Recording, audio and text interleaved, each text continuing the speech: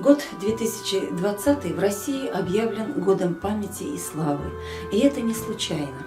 Совсем скоро мы с вами отметим 75-летнюю годовщину Великой Победы. И чем дальше уходит от нас самое трагическое событие 20 века, тем ярче и полнее становится величие подвига ветеранов Великой Отечественной войны. И мы с вами должны помнить всегда, какой ценой был завоеван мир, какой ценой далась нам Великая Победа. Мы в вечном долгу перед теми, кто подарил нам весну, мир, жизнь. Я горжусь тем, что я родилась в семье героя-фронтовика Ибрагима Исхаковича Кильдеева. Мы с братьями и сестрой выросли на рассказах о войне нашего дедушки. Они до сих пор в моей памяти. Помню, как дед долгими зимними вечерами собирал нас около топящейся печки и рассказывал нам о своем боевом пути.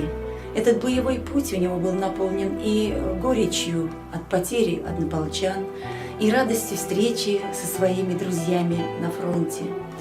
Мой дедушка родился в селе Октябрьском Неверкинского района.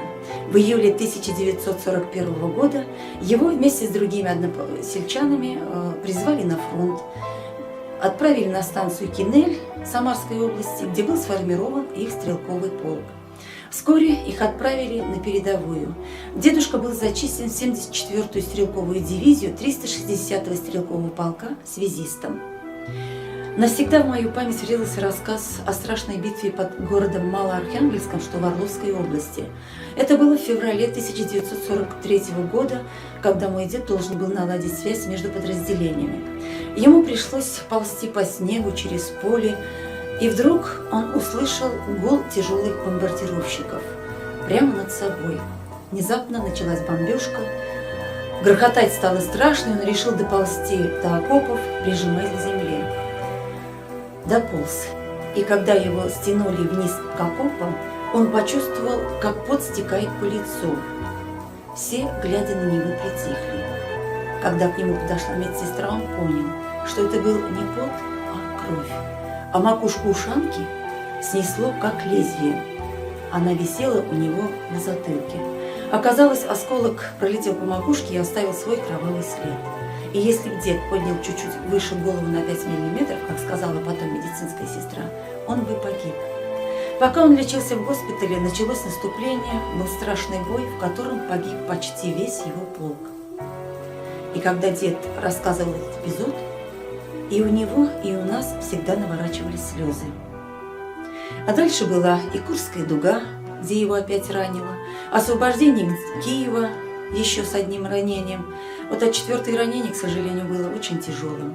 Осколок попал в правую руку. Вернувшись на родину, в 1943 году дедушка стал работать в колхозе со своей бригадой, он стал выращивать хлеб. За трудовую доблесть его наградили медалью. Но эта награда была уже не первой. За проявленное мужество, храбрость и стойкость в борьбе с немецко-фашистскими захватчиками мой дед был награжден орденами Отечественной войны 1-й и 2-й степени, орденами славы 2-й и 3-й степени, медалями за отвагу, за трудовую доблесть, за освобождение Киева и другими юбилейными медалями.